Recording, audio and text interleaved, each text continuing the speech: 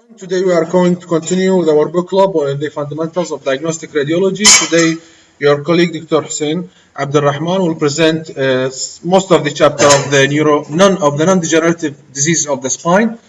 So he will start. Thank you.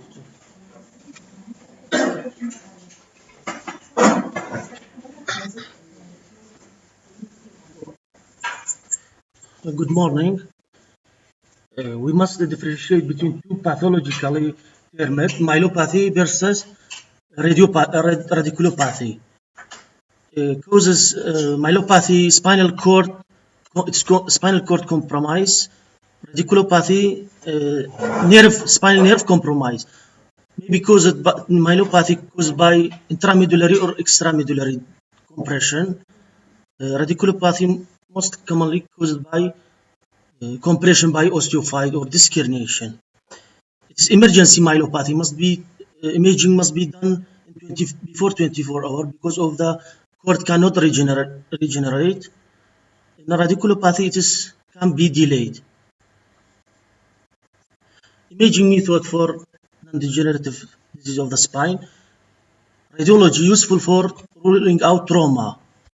It has limitation. Evaluation of degenerative process, particularly osteophyte formation, flexion extension, dynamic view, but also can be done by MRI now, dynamic MRI. In non-degenerative disease, careful attention. This dynamic MRI is a special machine MRI that is like that. Not like that. The patient is standing and he do Flexion extension. In specialized centers, not everywhere. Yes. In non-degenerative disease, careful attention must be paid to integrity of the vertebral pedicle bodies, which is frequent site of metastasis.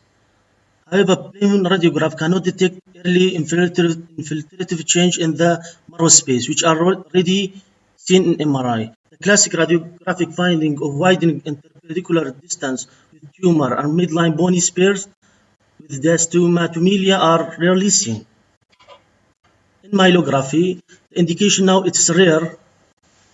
Myelography today almost done with conjugation with CT.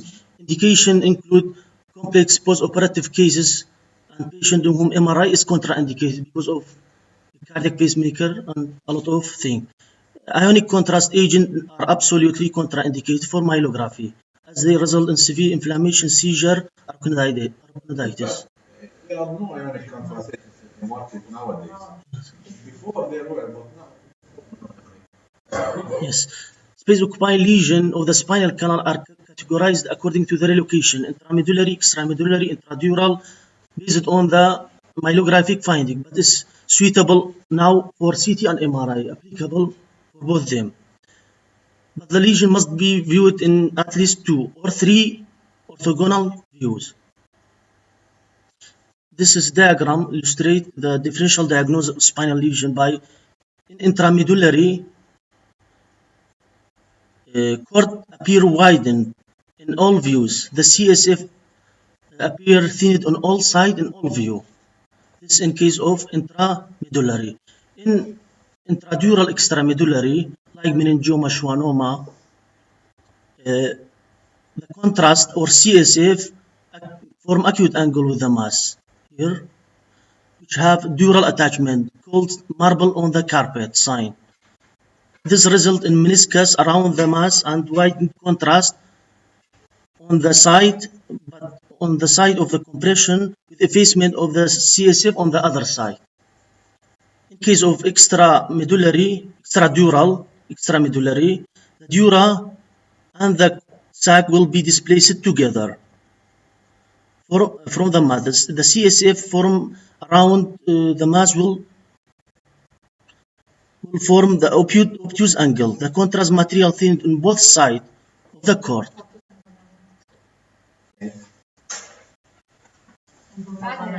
This is the CSF. Okay. Compared to this CSF. This forms an acute angle. This forms an obtuse angle. It's wide. It's like a marble over the carpet.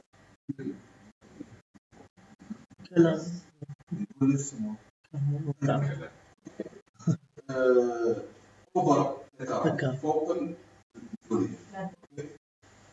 When this is under the cup, so the cup is hanging over it, okay? Just to differentiate whether it is intra or extradural. In practice, it may be difficult. This It's is not that yes. easy in practice, yes. Yes. Sometimes it's difficult. Yes. Here in midline sagittal in this MRI, the spinal cord appear widened, suggestive of intramedullary lesion. But in axial, the tumor cause compression bilaterally on the cord. It appear elongated in AP diameter. That's why sagittal midline MRI appear intramedullary, but in fact it's extramedullary. So you need to evaluate all three planes Three before you planes. decide that it is intramedullary, extramedullary, extradural, things like that. CT largely replaced by MRI. Most of screening examination of the spine, except for acute trauma cases. CT is less effective compared with MRI in indicating intramedullary disease of the spinal cord, such as primary tumor, MS, strings. MRI is the examination of choice for any disorder of the spinal cord. In case of myelopathy, fast spin echo sequences have replaced conventional spin echo for the spine work because of its faster time saving. If we only suspect degenerative disease of the spine. Fast spin echo technique, however, is poor for marrow evaluation. But this can overcome by using fat saturation like STIR. Gradient image are poor for marrow space evaluation because of the artifact of the bony trabecular and are little utility in evaluating non-degenerative spinal disease, except when searching for blood breakdown because of blooming artifact and Gradient is always good for blood. proteins. Yes. Well, it's bad for other findings. Yes. Okay? You use the conventional spin echo technique. You have fast spin echo and TSE, turbo spin echo. Fast, same, yes. They are the same, different companies. Same is what they're different. Okay? These are used spin echo الاحتيالي. They are fast. It's fast. That's why it's more beneficial in the cervical spine, the turbo spin echo, because the CSF moves fast. Yes. While in the lower spine, the lumbar, you use the conventional spin echo technique, because the CSF movement is slow. Okay. Yes. Despite motion compensation technique, both physiologic and patient movement remain problematic, especially in the cervical region. That's why thin slice, less than 1 mm, without interslice gap, is now performed with 3D Fourier transformation, critical in cervical spine, especially for foramina. Spin echo are generally inferior to CT in detection of the subtle calcification. But we can see calcification in gradient, but it's also cause susceptibility, overestimate the size because of blooming. Gadolinium is essential in the evaluation of the infection and intrathecal metastasis, but may obscure vertebral metastasis by making them iso-in with surrounding marrow fat.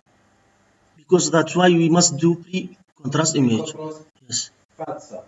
Pre-contrast normal and post-contrast fat cell. Help you determine whether this mass is enhancing or not. Yes. Also, we can difficult to evaluate hemorrhage in post-contrast.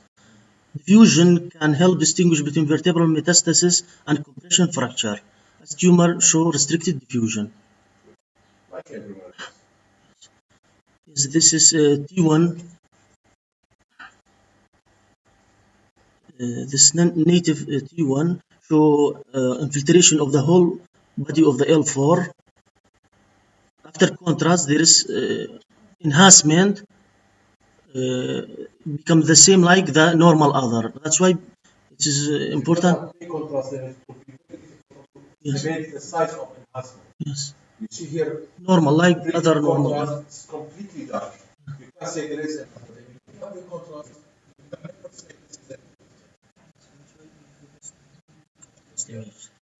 Geography, it's dangerous. In untrained hands and difficult. Spinal angiography is very difficult, very long procedure, very complicated anatomy. Will reserved for only specialized centers and specialized hands, and even within specialized centers, it's not that easy. Every spinal artery should be calculated. It's rarely only for special cases. Nuclear medicine screening, it's important for screening of the entire skeleton for metastasis, but it's not specific. MRI is becoming increasing now used. Ultrasound, especially in neonate for tethered cord, have limitation. Yes.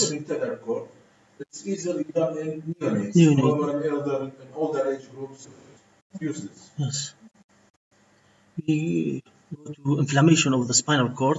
It is called myelitis, maybe focal or diffuse. When both clinical and pathological findings are contained to distinct level, the term transverse myelitis may be used, especially by neurologists. This term is used. MS is the most common spinal cord inflammatory disorder, most common cause of intramedullary lesion seen in MRI. While imaging is helpful, the diagnosis ultimately rests on clinical grounds. Again, MS is a clinical diagnosis, it's not a radiological diagnosis. We help by suggesting it, but we do not diagnose it, okay? Yes. When spinal MS predominate, it tends to follow progressive course, in contrast to the brain, which is relapsing remitting. The majority of the MS patients have mixed presentation, both brain and spine, with only isolated spinal cord in less than 20% of the cases. 2/3 of the cases occur in the cervical region. So when you see a region in the cord, you go in the brain. Yes. Automatically. Even if it is not requested. The best screening are sagittal T2 or flare, where MS plaque is high signal in these sequences. Usually there is no significant change in the diameter of the cord. That's why it is occult myelographically. Occasionally there may be subtle expansion of the cord because of the edema. Burnout MS can present with myelomalacia, atrophy of the cord, but hypointense in T1 cannot be seen in cervical like the brain. It's called black hole. Yes. Keep in mind that in the spinal cord, the white matter is peripheral. The gray matter is central. That's what it's a demyelinating, so it involves the white matter. MS involves the white matter, not the gray matter. So when you see the MS plates in the brain, they are inside. Yes. Okay, because the white matter is inside. In the spinal cord, it's opposite. They are on the outside. Because the white matter is outside. Okay? This sagittal T2 showing two high signal lesions. In post contrast, one of them is enhancing, indicating acute inflammation. Like enhancement, as the brain, it's indicate acute lesion activity since the white matter is outside, as you mentioned, Doctor. However, edema and enhancement can extend into the central gray matter, probably because of the perivenular inflammatory change. Differentiation of the solitary plaque from glial tumor can be difficult, although MS plaque typically are under 2 vertebral segments in length and involve less than half cross-section, but it's difficult. When a bright signal in intramedullary region can be seen in T2, the next step to search for the brain. This is contrast, sagittal and axial cervical MRI showing cord expansion and enhancement. The central gray matter is displaced posteriorly because of edema. DIVIC, neuromyelitis optica, it's DIVIC's myelitis. So brain and spine. Yes, it is. Yes, autoimmune disorder affecting spinal cord and optic nerve. However, the brain is spared initially, but later become involved. SLE, necrotizing arthritis, lead to cord ischemia and injury, but also antibody can damage the neural element directly by two mechanisms. The spinal cord will show diffuse area of increased signal on T2.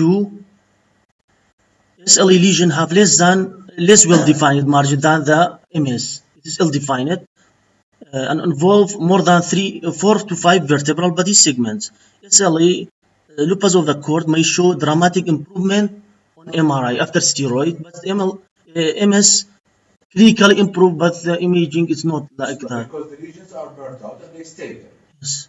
So if they give steroids, improved on MRI, this is in favor of SLE. SLE. If it is more than 3 to 4 segmental vertebral bodies, this is in favor of SLE rather than MS. Ill-defined.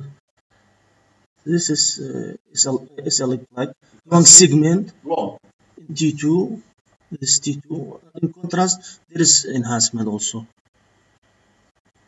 Rheumatoid arthritis, PANAS destroy the transverse ligament of C1, allowing the odontoid to slide posteriorly relative to the C1 and compressing the cord, particularly in flexion. The neurologic injury in rheumatoid arthritis is due to atlantoaxial instability rather than primary intramedullary lesion. The instability leads to intermittent cord compression, which leads to myelomalacia. 60% of patients have cervical spine finding, but only 5% have frank instability. The damage is not due to the spinal cord movement. It's due to compression from outside by the length of the axis.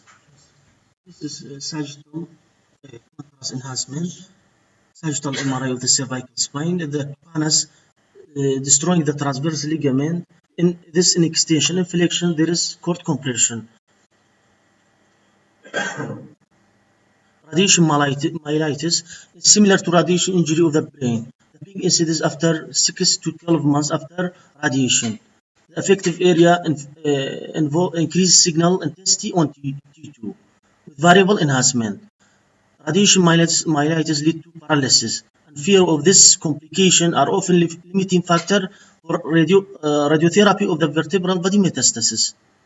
Radiation have very characteristic effect on the vertebral body. The normal erythropoietin marrow is destroyed and replaced by fat. That's why appear very bright on T1. But once you see it, you'll never forget it. It's a normal vertebrae and suddenly you feel it's abnormal.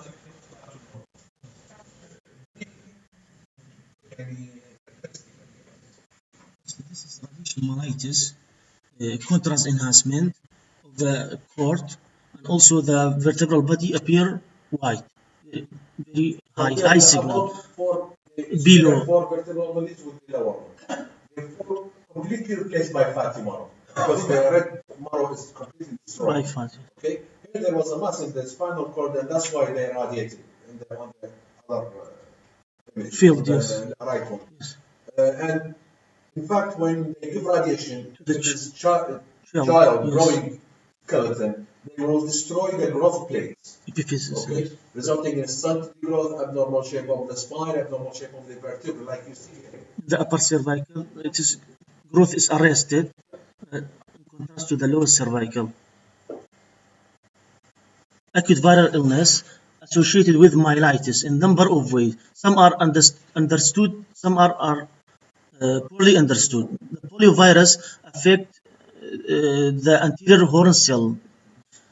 Herpes zoster are invisible to imaging when latent, but cord swelling and enhancement have been reported with acute shingle, localized to the dermatologic outbreak. Measles provoke autoimmune reaction that can damage the cord, which has been studied as acute sclerosing panencephalitis. Adam is rare. Yes, we read in.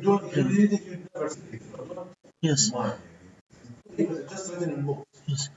Adam is a monophasic postviral syndrome, which also affects the spinal cord.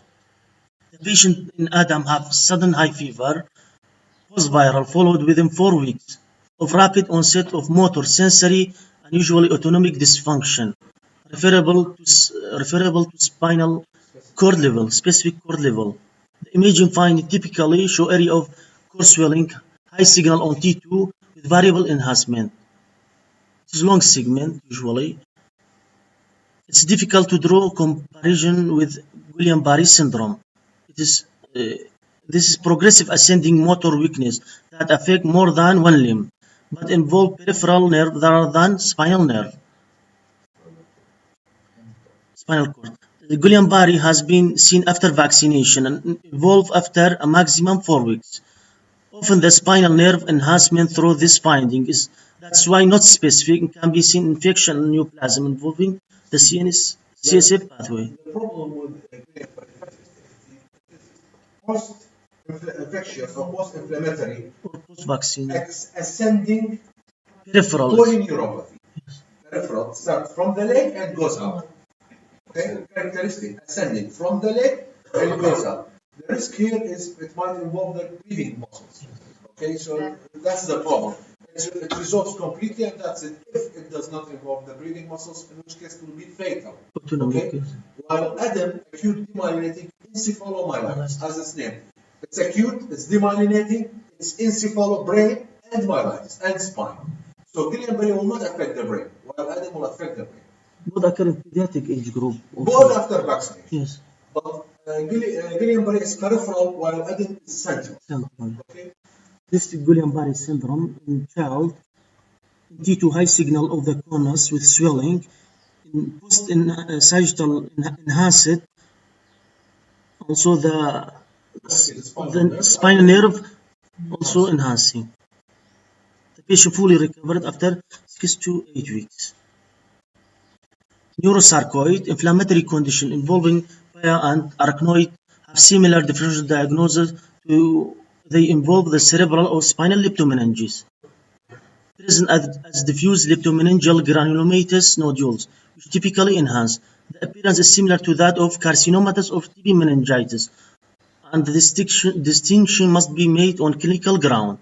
Sarcoid also present with intramedullary or even vertebral body granulomatous disease. So you have three differentials: sarcoid, TB, carcinomatous. This patient with the sagittal MRI, there is enhancement of the leptomeningeal enhancement.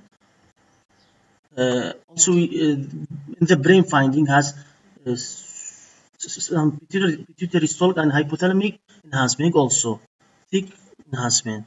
Again, you have two differentials, or three differentials: TB, sarcoid, and carcinomatous.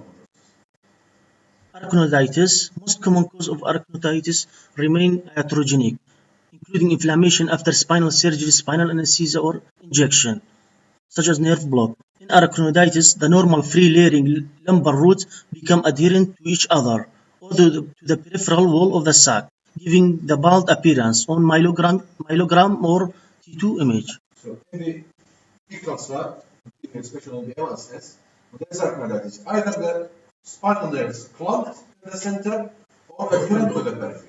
You don't see them free like you always see. Infection. In most spine infection, the organism is seeded via the arterial route. Although bacteremia can reach the lower spine through Batson venous plexus, which is valveless. As with most bacteremia, the source is from the skin or GIT or respiratory tract, except for children which has spinal dysraphism or immediate post-op, where direct portal for infection exists.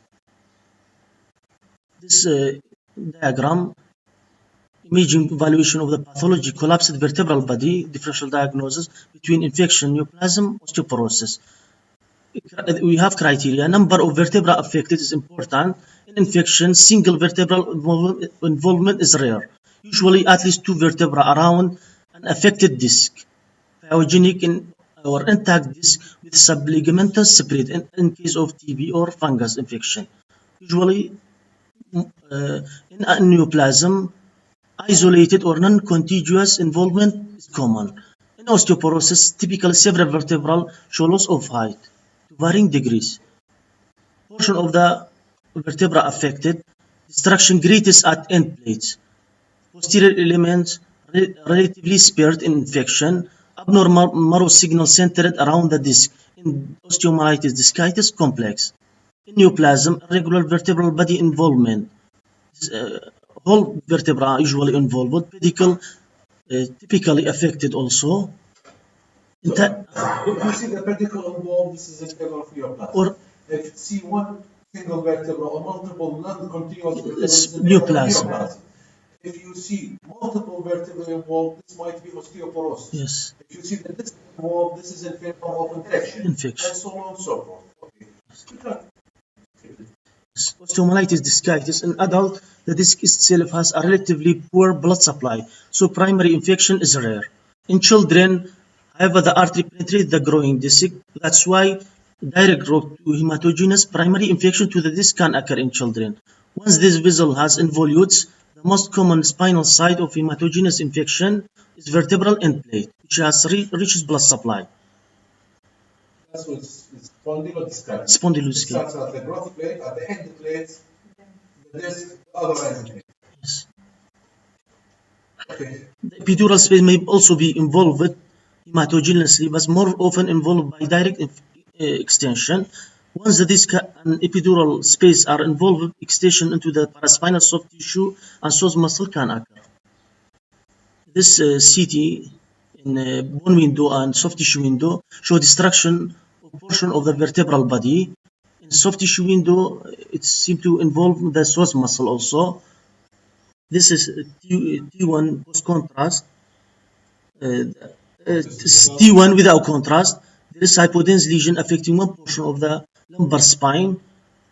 Post contrast, there is obvious enhancement of the left soft muscle down to the pelvis. This is another case. In T1 sagittal lumbar spine, show hypotenuse of two vertebral with this. Yes. In enhancement, there is homogeneous enhancement in fat sac. This is bacterial infection. Epidural abscess. Many epidural infections do not do not have the well-capsulated collection like abscess. That's why it's better to say epidural phlegma. The dura present a relative barrier to infection, so infection tend to spread in craniocaudal fascian within the epidural space, extended to many as 3 to 4 vertebral interspace from the vertebral abnormality, which is unusual in neoplasms. Epidural abscess have little room to expand, that's why compress the spinal cord. This is T1 cervical spine sagittal, show hypodense lesion affecting two adjacent vertebra, and epidural anterior. Yes, posterior. Epidural fluid collection. Yes. When they give contrast, it enhances. Enhance homogeneously. So it's extending external or to the dural layering, not intradural. It's extradural extension. Dural, sagittal, we show the compression. Subdural impairment is rare and tend to be associated with surgery or other violation of the dura. This is fortunate as subdural infection would rapidly spread through the arachnoid layer, resulting in meningitis. Infection of the subarachnoid space termed meningitis. Meningitis typically is due to direct hematogenous seeding of the CSF rather than contiguous spread from the adjacent vertebral infection, unless there is disruption of the lip to meninges by congenital or acquired basis. Post-contrast is most sensitive imaging examination for meningitis in both the brain and spine, but the finding of leptomeningeals is delayed or not seen at all. That's why CSF examination should not be delayed. Spinal cord abscess is rare. Spinal cord, like brain, it's high in T2 with rim enhancement, like any other abscess. This is T1, show hypodense. Just an abscess, like any other abscess. Yes. Fluid, intensity, peripheral enhancement. In T2 in T2 there is low signal peripherally and smooth contrast enhancement. Conventional radiograph cannot identify spinal infection unless some disc or bone destruction has occurred, which typically occur after 1 or 2 months. The earliest sign being erosion of the vertebral end plate. Since older patients have degenerative disease, it also be difficult to assess spinal infection by radiography. Late in infection, the end plate may become sclerotic. With healing occur, there is fusion of the vertebra. Radionuclide bone scan can be positive infection far sooner than plain film, but suffer from same ambiguity. Degenerative and non-degenerative can take the radionuclide. Indium labeled YBC and gallium scan are more specific for infection, but relatively insensitive for small foci of vertebral osteomyelitis. MRI can demonstrate the initial replacement for infection. It's sensitive. Enhanced images are extremely helpful in confirming discitis. When evaluation the extent of the epidural involvement, fat suppression is usually adjunct as the epidural fat is inherently bright. In this case, So you can see here, there is the epidural fat. it's high. This is Here it's hyperintense on T1. yes, Without fat suppression, it might pass as normal. normal. Okay? But when you give Fat sat, post-contrast fat sat, fat suppression, you can see it is epidural. a large epidural collection. Yes. Enhanced. Pyogenic infection, Staph aureus is by far most common organisms cause spinal infection in adult, followed by gram-negative bacteria like E. The coli. important thing here, staph pyogenic infection destroys the disc, while TB Spare. destroys the disc and it's slowly indolent course. Yes. In Salmonella cases affect the sickle cell disease. Non-pyogenic infection, the most important non-pyogenic infection of the spine are TB and fungal infection. In our area, brucellosis is also common. Yes. Always keep it in mind. You can see there is an infection of the vertebral body, there is vertebral extension and Yes. bone destruction and everything. Like This is coccidiomycosis in case. again here. TB of the spine or pod disease cause slow collapse of the one or usually more vertebral bodies, spreading underneath the longitudinal ligaments. The result is acute kyphotic or gibbous deformity. Unlike pyogenic infection, the disc can be preserved. In late-stage spinal TB, large paraspinal abscess without severe pain or frank pus are common, leading to expression called abscess. As with other extrapulmonary TB, the chest may be normal, chest radiograph. TB can also affect the meninges, causing intense pachymeningitis enhanced dramatically. This radiograph showing collapse. Typically, collapse vertebral body and surrounding subligamental spread of the abscess. Yes, extended to the bilateral psoas muscle. In TB, post disease. Also, in the case, this is yes, TB meningitis, intense leptomeningeal enhancement. Enhancement, thickening, Yes. compression of the core. Brucellosis can present as granulomatous osteomyelitis of the spine that can be difficult to distinguish from TB. Both are acid-fast bacilli, which may cause caseating granuloma. Other infection like can involve the spine. Cysticercosis can involve the CSF pathway. Intramedullary toxoplasmosis can describe an AIDS patient. Echinococcus will occasionally hydatid. We go to the another topic, neoplasms. Meningioma is the most common intraspinal lesion in adult. This figure excludes vertebral metastases, which are the most common in adult. MRI is an excellent tool for evaluating this osseous metastasis. Technetium is good for whole body screening. Yes. This is prostate metastasis, prostate. You see this feature all the time. Collapse, yes. Sclerosis of the vertebra, collapse vertebral body, hypotension, T1, T2 because it's sclerotic. sclerotic. Might show enhancement. This is pedicle is important. Intramedullary masses, astrocytoma and epidymoma. Too many problems. Yes. Astrocytoma, epidymoma. You need to it's difficult to differentiate, but there are some features, like, for example, astrocytoma in the age group, epidymoma older. Adult, yes. Astrocytoma longer segment of the spinal cord, but epidymoma shorter. Short cystic degeneration and hemorrhage in epidymoma. Hemorrhage is in favor of epidymoma, cystic in favor of epidymoma. Central, more central. We have intramedullary and phylum terminale epidymoma. Mixopapillary. Yes, mixopilip or phylum terminale. Usually benign this neoplasm, but complete curative excision may be impossible when intramedullary. The phylum terminale specific diagnosis can be made as imaging because of their location adjacent to the conus medullaris. Can be completely excised. You can see long segment, Long segments.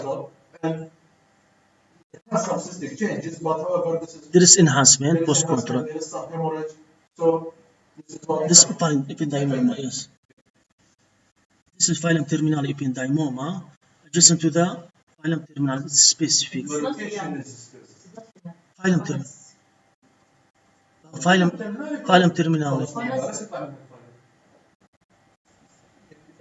Ependymoma with the phylum terminale. Astrocytoma, 75% occur in the cervical and appear mid-thoracic. Fusiform cord swelling, hyperintense on T2, and contrast enhancement often extend over several vertebral body. They generally low histologic. The most common spinal cord tumor in children. So if you see child, think of astrocytoma. Yes. Adult, think of that. This is fusiform, enlarged, expanded everything in a child. With contrast enhancement in the cervical region. Hemangioblastoma usually occur in one hip associated with one spinal hemangioblastoma is enough to diagnose DHL. One spinal. Okay? Especially 40% are extramedullary and 20% are multiple. It has anidas for contrast enhancement. This is typical. Enhanced. Contrast enhancement, some might show flow void. It's very vascular. From ABM. Yes. This is T1 post contrast enhancement. Yes. There is in the lower segment there is hemorrhage. This is component and flow void containing. In you can see the feeding vessel. In MRI, this is feeding vessel from the vertebral artery. Syrinx, hydromelia refers to dilatation of the central canal, which is lined by ependyma. Syringomelia, on the other hand, is a cavity outside the central canal, lined by glial tissue. Radiologically, we can differentiate. For us, it is syringomelia, and that's it. Syrinx, yes. Okay. If there is a cause like thyroid malformation, that's it. Tumor or if there is no cause, always think of tumor. Tumor, yes. Okay. The preferred imaging method is T1, sagittal and axial, along with sagittal T2. Be aware of the truncation or Gibbs artifact of the cervical spine, as we see in MRI, because of pulsation. Syrinx cavity should be clearly well defined, as its content should follow CSF. Always suspect tumor and explain it. This case typically show long segment of homogeneous this T2 as because it's like a cyst within the spine. Yes. There is some artifact, yes. Okay, like hypointense areas. If you look up, you can see that cerebellum tonsil is here, carry malformation. After correction surgery, it's completely disappeared on this part. Meningioma is most common in women, yes. Okay.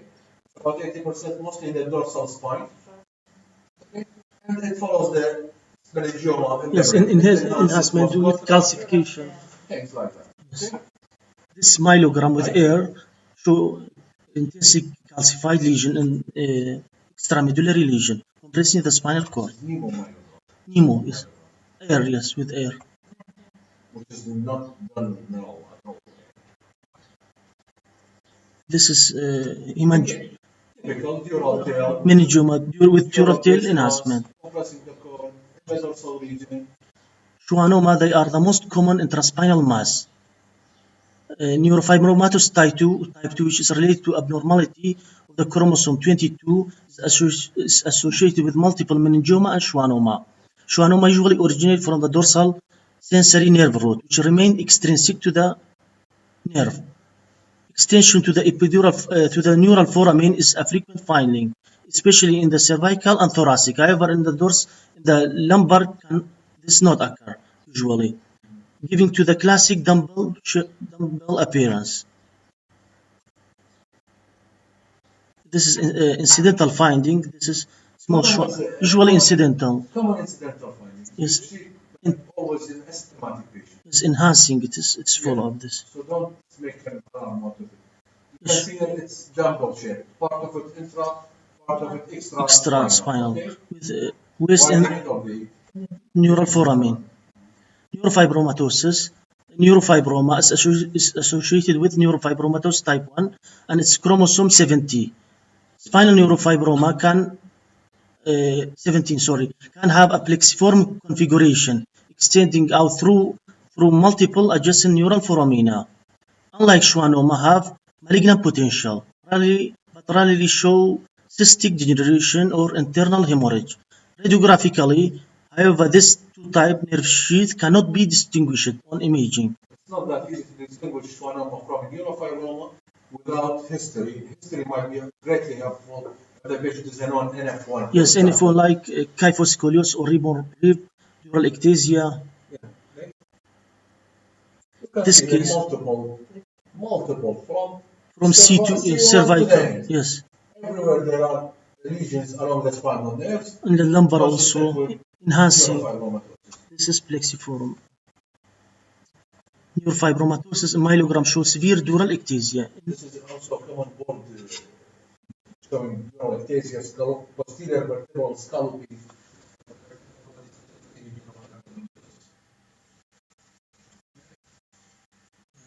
Metastasis, the classical cause of spinal dural extramedullary metastasis is subarachnoid seeding of the primary CNS, primary medulloblastoma, ependymoma, and germ cell tumor. This cell exfoliate into the CSF and drop down into the spinal canal, implant on the pia and grow small nodule, giving term drop metastasis. Non-CNS tumor such as breast, lung carcinoma, and lymphoma also can seed the subarachnoid space. Leukemia probably has the highest rate of infiltration of the meninges. This case, drop metastasis. This astrocytoma, yes, and you can see multiple. To the tonsil, yes, and to the yes. In myelogram, there is multiple filling defect, drop metastasis. Also, carcinomatosis meningitis give rise to the sugar coating. Coating, yes. Yes. Thin enhancement of the dura. The differential diagnosis of thickened leptomeningeals remain carcinomatous or infectious meningitis. Yes. Metastasis, most common cause of extradural mass after disc herniation. But in our locality, infection outnumber the neoplasm. But primary tumors such as chordoma, giant cell tumor, hemangioma, and sarcoma are discussed in musculoskeletal. Yes, put in the differential diagnosis. The most common extradural neoplasm, however, are metastases from solid, such as breast, lung, and prostate. Most metastasis-like infection reach the vertebral via arterial seeding, although prostate carcinoma may preferentially ascend venous Batson plexus. Metastases appear like low T1, high in T2. You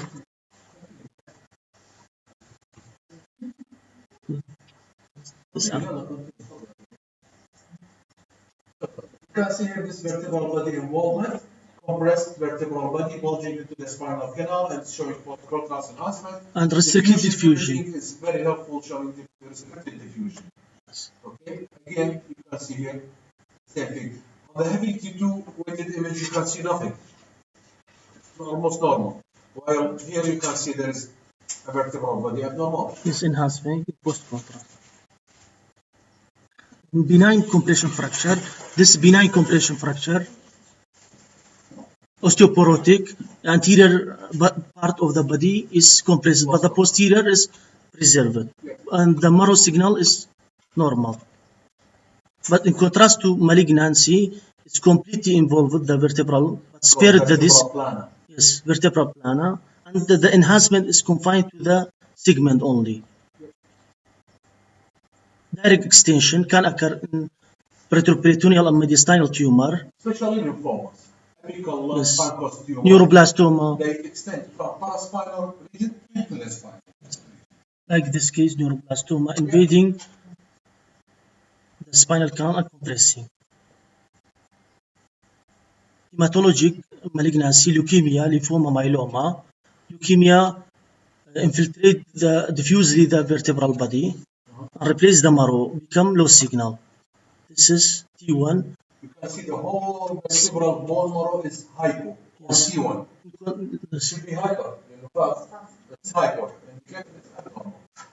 Be kept in mind that if you are not well oriented, you might miss it as normal. Yes, instead, there is highlighted. Multiple myeloma, they present as diffuse and homogeneous low signal of the spine, but more typically show multiple focal defect. Solitary plasmacytoma should be differential diagnosis of vertebral plana. Technician, Leukemia yes, and severe osteoporosis. yes. These are differential diagnosis of vertebral plana. Next. This is multiple myeloma affecting the vertebral body. Disc space are spared, like metastasis, and pedicle are also involved. Myelofibrosis, they are typically low in T1 and T2, very dark. Fibrosis of the Yes, fibrous tissue. Normal. Yes. Okay. So everything is dark. Dark. Last topic, lymphoma, usually non-Hodgkin lymphoma B cell type predominate in the CNS.